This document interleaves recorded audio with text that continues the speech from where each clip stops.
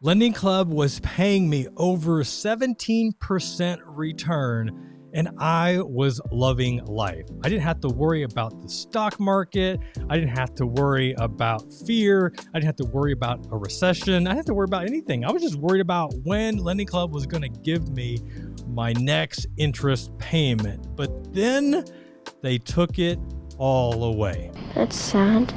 But Lending Club is still a viable company. They are still making a lot of money. But how does that affect you? Are they still a good investment, or are there other investment platforms that are better for you to accelerate your wealth building? We're going to answer all those questions and a lot more right now. What's going on, GFC fam and Wealth Hacker Nation? It is time to make your life more with your always cheerful, always grateful host, Jeff Rose. And what I'm answering today is a question that I still get quite a bit on the blog on goodfinancialsense.com. And the reason I get this question, or I guess I should say the reason I know I get this question, is because I can see, based off of our Google Trends, Google Analytics, what is a question that people are typing into Google and then discovering my site. And the question that they are typing in is Lending Club legit? Is Lending Club legit? So if you're watching this video on the GFC YouTube channel, or if you're seeing this on the actual blog, I'm recording this because I want to answer that question for those that are maybe still interested in Lending Club, give you kind of an update for those that aren't aware of what kind of happened to Lending Club, and then also what are some good alternatives that you can consider to replace Lending Club. And if you're confused on that, as far as like, what do you mean replace Lending Club? Well, you'll understand here in one sec. So to answer this question, is Lending Club legit? Well, they are legit. I mean, you can go to lendingclub.com. You can go to their website. If you go to the homepage right now, what you'll see is a very big advertisement. It's like their feature box there that talks about personal loans up to $40,000. Now, personal loans was something that Lending Club, like that was one of their key products, one of the things how they were making money. That really wasn't what put them on the map, at least for me. You know, going back to, I don't remember, I'm gonna have to say 2009. I know it was like a little bit after I started my blog. I'd heard about Lending Club, and I more or less heard about peer-to-peer lending, and I just got really excited about the idea. It was fintech, like this was new technology, like this was kind of like what crypto is nowadays. Like it was just unheard of. And the idea that you could basically get rid of a bank, get rid of the banks and get a loan from somebody else that you don't even know, and basically a crowdfunding loan, like this was awesome. And from an investor standpoint, the fact that you could loan money out, basically be the bank and collect interest like a bank, that was also, we'll say, super sexy. But in addition to that, it was the interest rates that you were getting, which honestly feels like so much like what stablecoin is or was paying, depending on like some of the crypto exchanges like BlockFi and Gemini and Celsius had to kind of tweak how they do that as of right now. Back in the day, if you opened up a Lending Club account, it was pretty common to make 10, 11, 12%. I remember some of the original personal finance bloggers that were really into this space. And I remember seeing their screenshots of them averaging like 17% return. Now, over time, those rates started to drop, but even in my own account, like I experienced making over like 12% return. Is that for real? Now, what was especially appealing about this back in that time frame, so this definitely was 2008, 2009 that it caught my interest, and that's because, for those that don't remember, 2008 was a really, really, really bad market. So we were coming out of one of the worst bear markets that we had experienced. So a lot of people were a little skittish of the stock market, and they were looking for alternatives. And interest rates were about what they were now, like they were next to nothing. So if you're trying to find a CD, a money market, or a bond, it really wasn't out there. And that's really where Lending Club, peer-to-peer lending. There was also Prosper, which actually is still around. And there were some others, I can't remember their names now. But the Lending Club was by far the #1 peer-to-peer lender, and Prosper was #2. Those were like the big players in the space. And it's so funny, really, when you think about what was so attractive about peer-to-peer lending, about Lending Club, Prosper. I mean, it is the same type of motivation that is driving the crypto space right now. You know, just basically, how do you unbank yourself? How do you not get tied to all these different financial institutions? So that's where Lending Club, peer-to-peer lending, where they came in.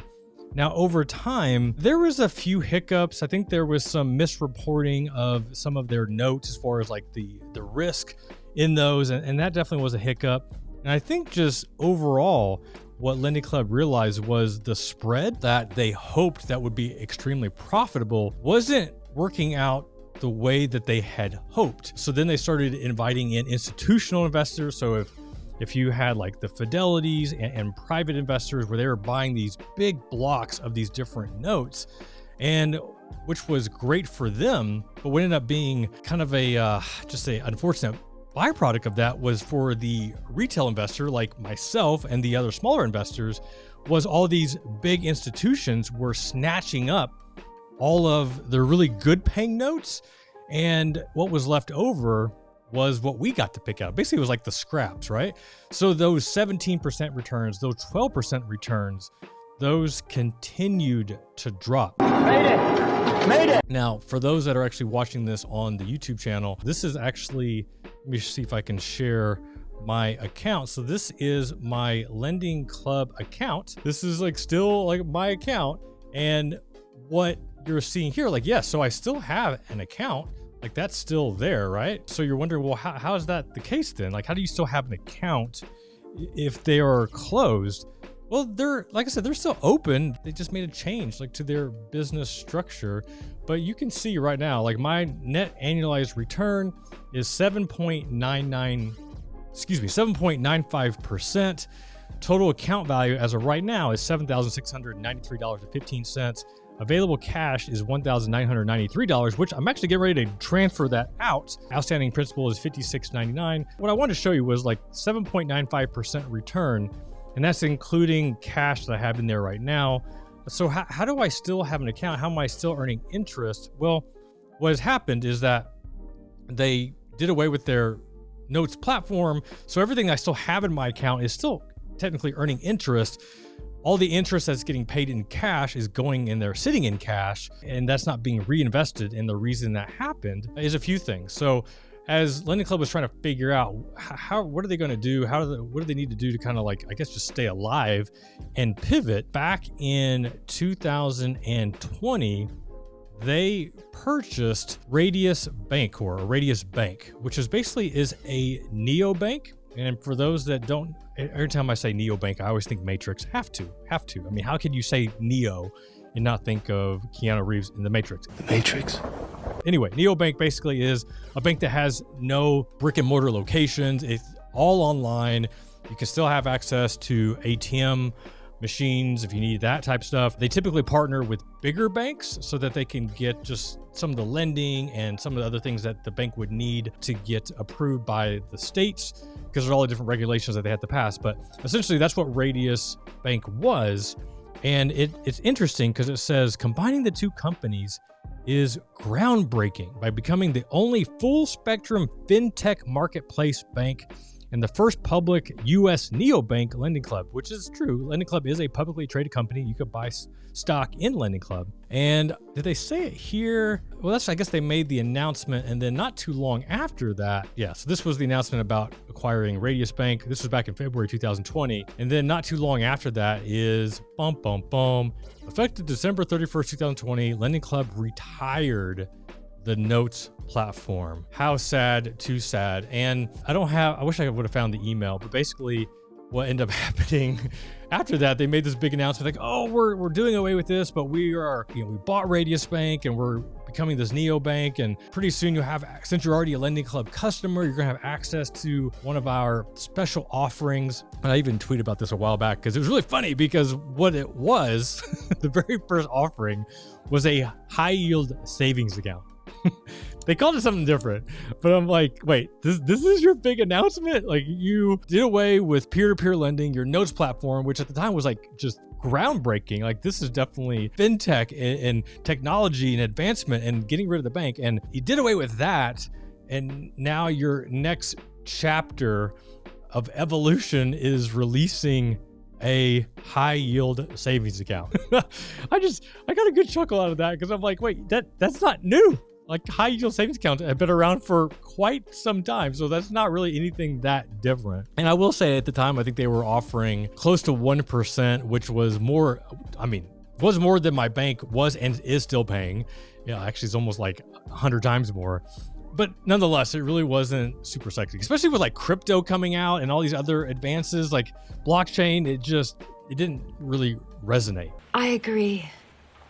So they are going into lending. I just read this article. So Lending Club had $615 million worth of commercial loans and equipment leases on its balance sheet as of March 31st, and that includes the $185 million worth of PPP loans it still held. The company's overall lending business is still consumer focused. Auto lending is expected to increase, but not to such an extent that it catches up with Lending Club's personal loan business. Overall, the company reported a net income of $40 million on a $289 million in revenue for the quarter. Like, they're still making money. So this was as of May 1st, 2022. They're still making money. So they're definitely in the commercial personal loan business. And the reason that they can be so profitable is going back to this whole neobanker thing, right? If you don't have all these brick and mortar locations that you have to worry about overhead, rent, construction costs, all the other light, internet, air conditioning, liability of somebody getting hurt like on your property, when you don't have to deal with all this stuff, like that just frees up more money that could be spent towards technology and advances in your systems and processes. Wow, that's amazing. And there was an analyst I think I was following that writes for Motley Fool, and I guess it just came across like my search preferences when I was like looking at my news, but he was writing about Lending Club as a stock, and he was very bullish on the stock. Now, what's interesting is that when I started reading these articles, like I almost bought some, still haven't pulled the trigger. And ever since I started reading that, the stock has continued to go down. And this was before we've had the recent sell-off in the markets. It's still interesting to me, right? Like, they're making money. I mean, that's what you want. I guess the questions are, I think they were kind of being drugged down with some other fintech companies that are struggling, like a SoFi, a lot of other ones that are dealing with student loans, which with all the student loan forbearance, that's why they're struggling. But I'm not here recommending Lending Club as a stock. I'm just answering the question, are they legit? They are legit. If you're looking for a commercial loan, a personal loan, like that is something that you could consider. But we're talking about building wealth. We're talking about investing and making money. Obviously with Lending Club, like that is not an option. Yes, they do have the high yield savings. And if you're curious, you can go on their website and you can go to or what we offer, banking, personal banking. And once you go there, I don't think they actually share, they may, what the interest rates are, if it's still there. I think you might have to apply to see what it is. So if you're curious to see what they are paying, have at it. Feel free. So anyway, is Lending Club legit? Yes. Are they a viable investment option for you to make money right now? No, they're not. Now, so what have I done? Like, what am I doing with my money? Well, as I've transferred money out of Lending Club, so that account that I shared with you, that's actually my 401k. So that is a 401k that I have, like my account with M1 Finance, which I've done videos and podcasts talking about that. So that's where some of that money has gone. I have invested into some private real estate notes through a guy that I know. So that's where some of my money has went. Now for you, like, what are some options to consider? And I really started thinking about this. Obviously we could talk about crypto. That to me, when I looked at Lending Club as an investment, I looked at it as, okay, so this is kind of like a high yield bond because there is some risk, but the reward, you are being compensated for that risk. So when I was making over 12%, like that was definitely worth it. And also just this whole idea of crowdfunding, investing with other people.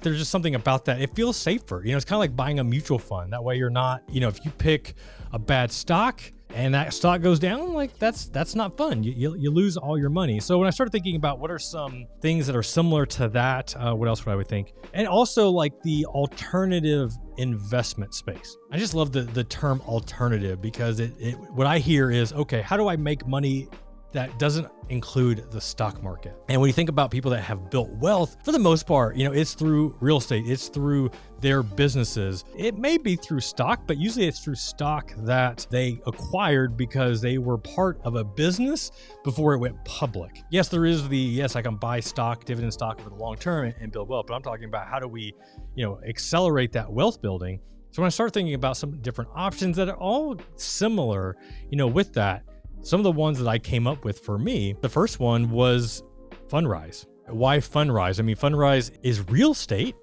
Lending Club isn't real estate, but what Fundrise is, it's a private REIT. The way they have structured this is where you are getting access to real estate investments that are typically only reserved for the wealthy, for the top 1%, for the affluent investor, the accredited investor.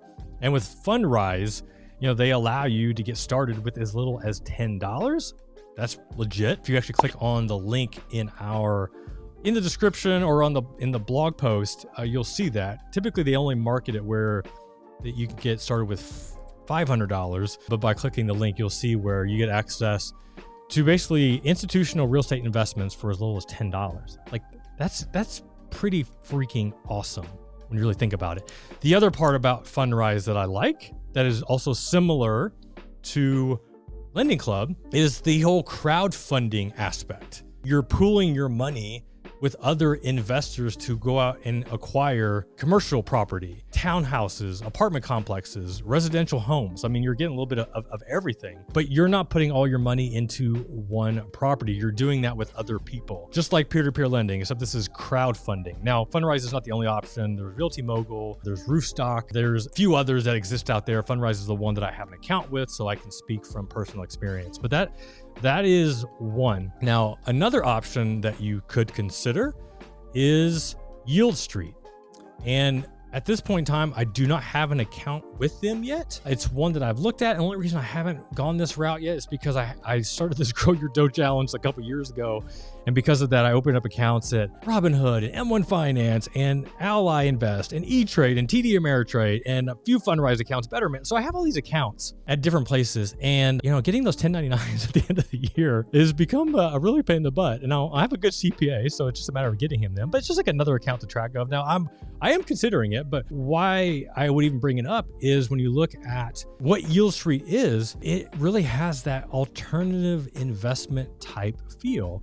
And I'll see if I can actually show what they're investing in. But basically it's real estate, it's art, it's private notes. It's basically different types of investments that I was actually reading a description of this. I think I did this on a previous podcast where I was reading about it. And when I actually read the description of one of the investments, here's one, Park City Luxury Property Refinancing.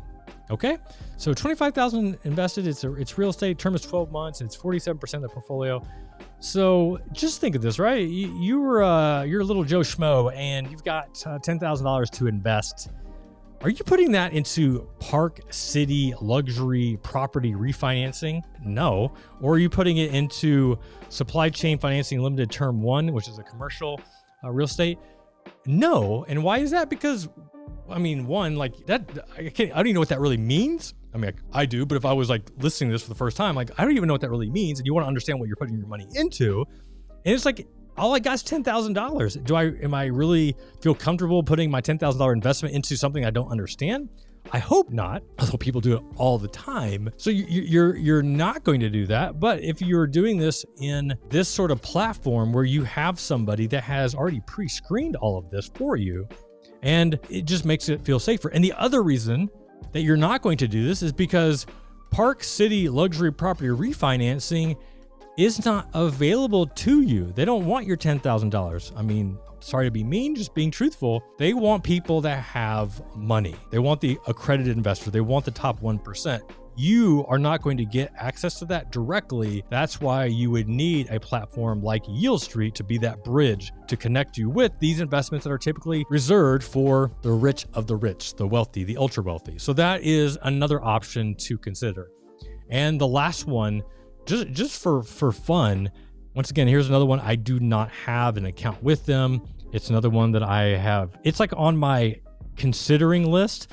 And if it wasn't for crypto, I would be considering this, but this is Masterworks. So what you have here is that instead of investing into blue chip stocks, you are investing into blue chip art investments. And they give you a lot of good returns here, but I'll just read it here on the homepage. It says, as the largest buyer in the art market, our track record is a 14.3% net of fees since inception, which is September 2019 until March 31st of 2022. Now, I've not taken the time to look at what was the return of the S&P stock market during that time, or real estate, to kind of get some comparison, because for those that know, up until recently, the market's been really good. So could you have made more in the stock market? Probably. But this is, once again, another alternative investment class that you could consider that really checks that box.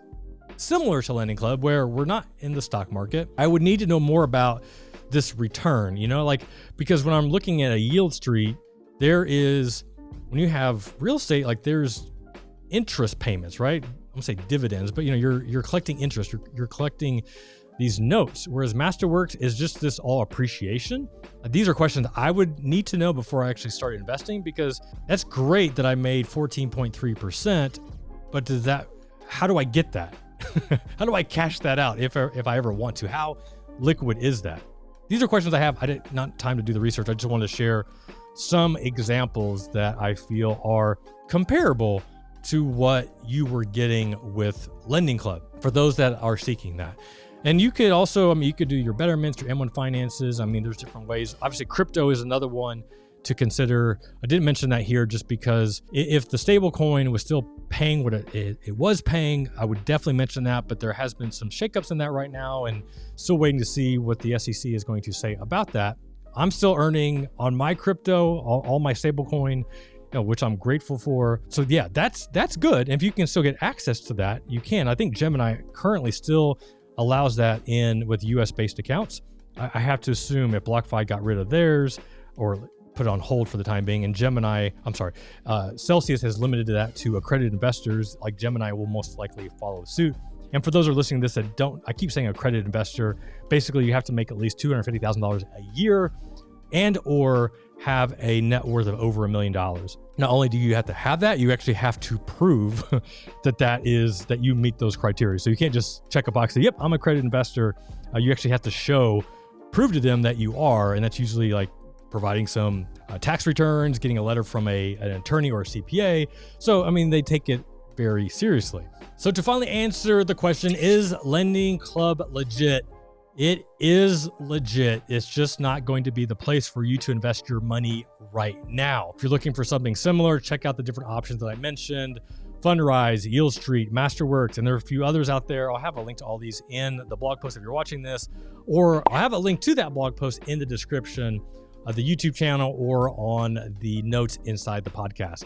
All right, y'all, hope you enjoyed this episode. Until next time, this is Jeff Rose reminding you that it's your money, it's your life, and only you can make it awesome. Until next time, peace.